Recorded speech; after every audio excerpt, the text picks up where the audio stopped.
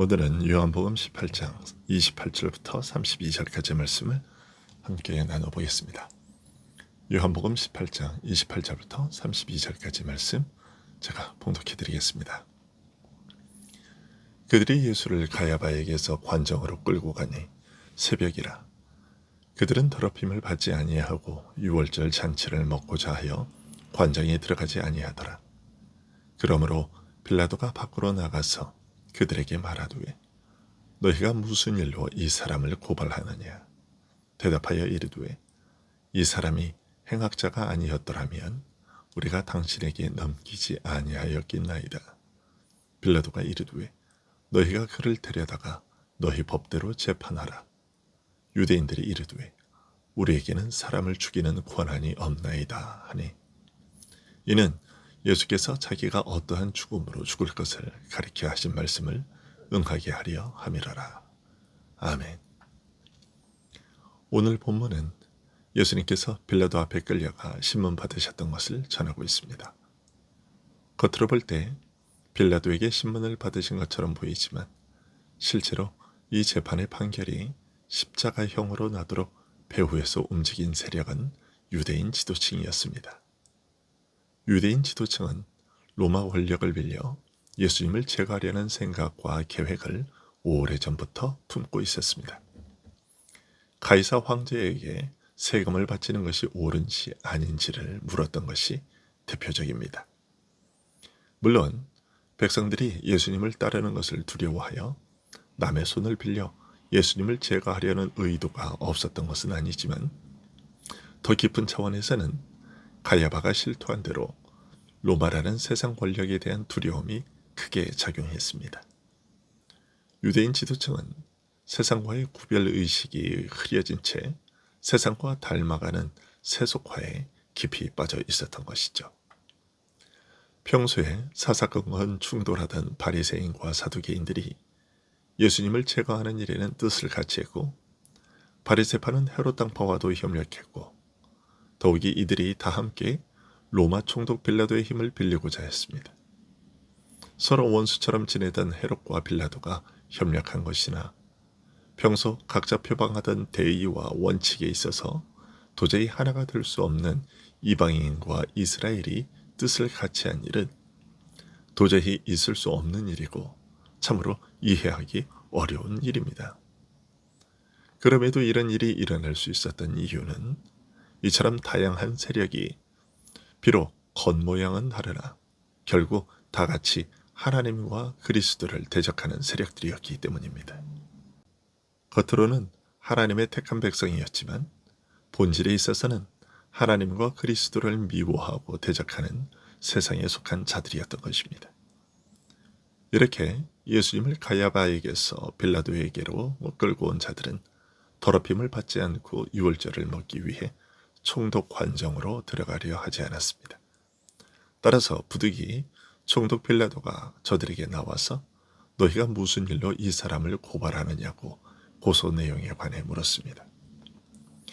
빌라도의 이 질문은 좀 의아한데 왜냐하면 겟세마네에서 기도하고 있던 예수님을 잡으러 온 자들 중에는 로마의 고위 정교도 있었기 때문입니다. 총독의 묵시적 동의 내지 허락이 있지 않고서는 로마 고위 장교와 군병들이 출동하기 어려웠을 텐데 이제 와서 빌라도는 마치 그 일에 대해 전혀 모르고 있는 것처럼 말하고 있기 때문인 것입니다. 그 내막이 무엇이었겠는가를 이 일과 관련된 성경의 내용들을 통해서 살펴보면 빌라도가 몰랐을 리는 분명히 없고 다만 빌라도는 이 일에 개입되는 것을 내심 원하지 않았기 때문인 것으로 보입니다. 어쨌든 빌라도가 저들에게 예수님을 고소하게 된 이유를 묻자 그들은 대답하기를 예수님께서 행악자이기 때문이라고 했습니다. 단순히 이번 일에 한해서만 악을 행한 것이 아니라 늘 습관적으로 악을 행하는 사람이라고 고소한 것입니다. 예수님을 단순히 어쩌다가 실수한 범죄자로 본 것이 아니라 의인과는 구별되는 악인, 곧 하나님과 상관없는 불의에 속한 자여서 이스라엘로부터 당연히 제거되어야 할 자로 고소하고자 했던 것임을 엿볼 수 있습니다. 이런 속셈을 알고 있었던 빌라도는 예수님을 데리고 가서 너희의 법대로 재판하라고 했습니다. 빌라도가 그렇게 말한 것은 유대인들이 예수님을 하나님의 아들을 참칭하는 참남한 죄인으로 정죄하고 처리하는 일에 대해 로마 권세를 대표하는 빌라도로서는 관심도 없고 개입할 수도 없다는 입장을 밝힌 것이고, 더 적극적으로는 이 일은 이스라엘에게 주신 하나님의 율법에 따라 처리되어야 할 일임을 지적한 것으로 볼 수 있습니다.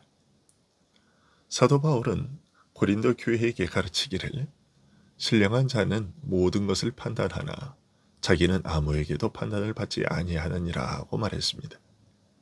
교회의 일은 세상이 판단할 수 없는 일, 곧 그들의 범위와 한계를 넘어서는 일이라는 뜻입니다. 그리고 교회 내에서 발생한 시비 문제를 세상 법정에까지 가지고 가서 판결을 구하는 일에 대해서는 이렇게 말했습니다. 성도가 세상을 판단할 것을 너희가 알지 못하느냐? 세상도 너희에게 판단을 받겠거든 지극히 작은 일 판단하기를 감당하지 못하겠느냐? 우리가 천사를 판단할 것을 너희가 알지 못하느냐? 그러하거든 하물며 세상 일이리야.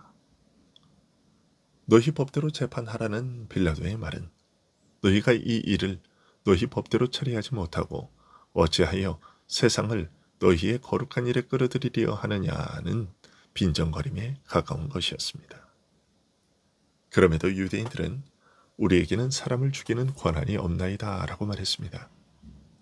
물론 그 말대로 유대인들은 식민지 백성이어서 사형 판결과 같은 중대한 사안을 스스로 결정하고 처리할 수 있는 권한이 없었습니다.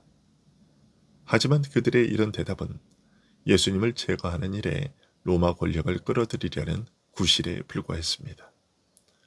왜냐하면 예수님을 끌고 오기 전부터 그들은 예수님이 성전을 범했다고 하면서 죽이려 했고, 그 외에 극도로 민감한 일들에 대해서는 로마의 승인을 얻지 않고 자신들이 스스로 사형을 판결하고 처형하려고 시도했었기 때문입니다. 나중에 사도행전에서 스데반 집사를 죽일 때를 생각해 보면 그것을 잘 알 수 있습니다. 그들은 로마의 허락을 받고 스데반을 죽이지 않았습니다. 그런 일들을 보면 유대인들이 빌라도에게 한 말은 예수님에 대해 시시비비를 정확하게 옳게 분별해달라는 요청이 아니라 이미 자신들 스스로 사형을 판결하고 이것을 시행하고자 하는 결심을 단지 이방인의 손을 빌려 해결하고자 하는 마음을 품고 요청했던 것이었습니다.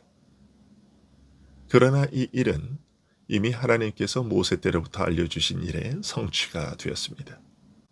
32절에서 어떠한 죽음으로 죽을 것을 가리켜 하신 말씀이라는 말에 가리켜라는 말은 원래는 상징하다라는 뜻입니다. 그것을 생각해 보면 어떤 죽음으로 죽을 것을 알려주신 그 말씀이라는 것은 광야시대 때 노뱀을 장대에 매달았던 사건을 지칭하는 것으로 여겨집니다. 유대인들은 예수님에 대하여 생각하기를 가장 흉악한 죄인이어서 저주받을 자라 여겼고, 그런 저주에 합당한 죽음은 나무에 달린 자마다 저주받은 자라는 신명기의 말씀에 따라 십자가형에 처해지기를 원했던 것입니다. 그래서 예수님을 행악자로 온 세상에 그렇게 알리고 싶었던 것입니다. 그렇게 예수님을 낙인 찍고 싶었던 것입니다. 하지만 그들이 생각한 이 모든 일이 하나님의 뜻을 이루는 것이라는 사실은 꿈에도 알지 못했습니다. 온 세상의 죄를 한 몸에 짊어지고 가장 흉악한 죄인으로 나무에 매달려 저주 아래 계셨던 것은 우리를 위하여 저주받은 자가 되셔서 율법의 저주에서 우리를 속량하시려는 하나님의 뜻을 이루는 일인 것을 짐작하거나 상상조차 하지 못했던 것입니다. 이런 일들은 언뜻 사람에 의해 진행된 듯 보였지만 사실은 하나님께서 세밀하게 그의 뜻을 이루어 가시는 방법이요 과정이었습니다. 오늘도 우리는 겉으로 보이는 것과는 달리 그 뒤에서 역사하시는 하나님의 신비한 섭리를 따라 이 하루를 살아갑니다. 그리고 우리를 향한 그 하나님의 숨겨진 뜻은 결국 우리의 구원을 위한 선한 일인 것입니다. 오늘도 이 하나님의 그 숨겨진 섭리의 손길을 의지하고 살아가는 우리 모두가 될 수 있기를 소원합니다. 기도하겠습니다.